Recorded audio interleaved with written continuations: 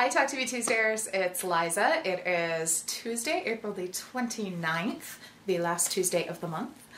And I have a whole bunch of things to show you guys. Unfortunately, I don't actually have a lot of the things here to show you in person. I've sent some things away already, but both of the quilts that I showed you last week, I fully quilted, bound. They are, one is already at its destination, ready to go, and the minky one. The purple minky quilt is already at its destination. The woman who commissioned me to do it, I actually went to high school with her. And I think she loves it. I don't know if she actually is going to give it away or if she's going to keep it for herself because she's in love with it. But that one is already there. The other one that I completed, which is like the owl quilt that I showed last week, that one is done. I still have it here because I'm giving it to the woman who commissioned it on Thursday, but I'm not going to show it because it is personalized and because I don't know whether that person watches these videos or not. I'm not going to show the completed project.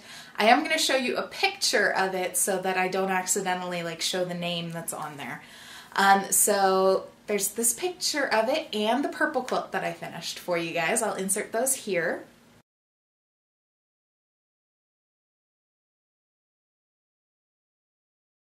I've also done a lot of stuff for Rock Islanders, our very own Marianne's strawberry swap on Instagram that I showed you guys, the little dumpling pouch that I did. Last week I showed that. I also made a small felt needle holder for the person in the shape of a strawberry. And I also sent them a painting that I did. In looking at everybody's pictures who did the strawberry swap on Instagram, a lot of people included small little tiny ants on the fabric of their dumplings. And I just thought that was way too adorable and it inspired me. I already had my dumpling finished and it had the little ladybug on it, but the ants were just too cute, reminded me of a picnic way too much. And so I got inspired by that and created a painting. Now it's just a little small 5x7. I mean, it was a little small thing. But the other day I decided I wanted to go ahead and do that painting for this person as well. And even though the swap was supposed to be stuff that fit into the dumpling, yeah, it didn't quite fit, but that's okay. I'm not the only one that sent other things that didn't fit the dumpling pouch. Those items are in the mail and being sent off, but I did take pictures of them along with everything that I sent to that individual in the dumpling.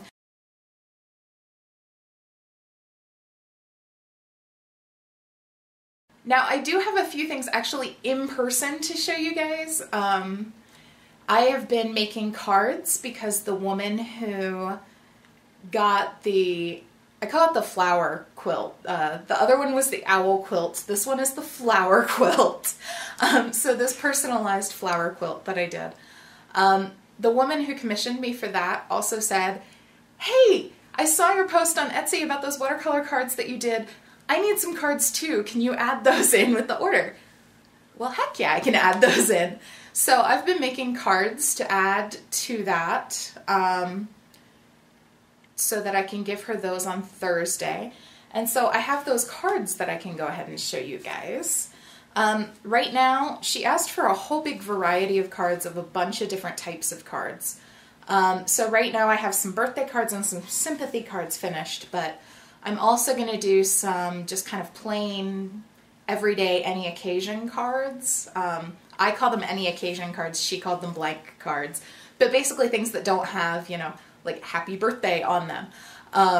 So any occasion cards, and then I'm going to include a couple get well cards for her as well because she ordered so many. I'm just going to toss in a couple of those for her. And she wanted some thinking of you cards. So I'm just going to give her a whole big sampling of things. She asked for about 15 cards. I'm probably going to give her more, about like 20 or so. But because she's one of my best customers, so I gotta keep her happy. So here are the cards. So she wanted children's birthday cards in particular for like nieces and nephews to put a little gift card in to send with it. So I made primarily fun children type cards, although they can be used for adults who are kids at heart. So this is one of my favorite stamps that I have. It's a little kid dressed up in a superhero costume. I just think it's adorable. So there's that one.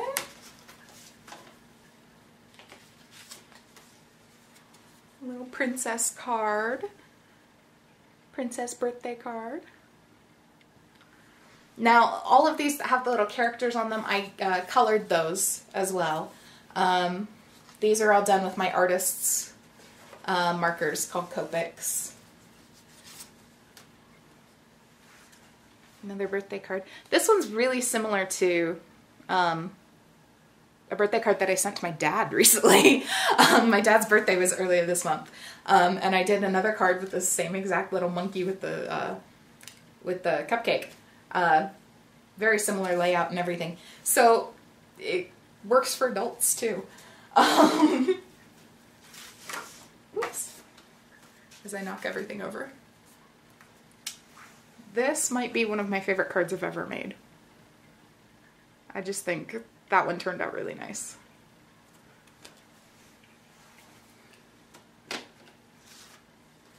Now these are the sympathy cards.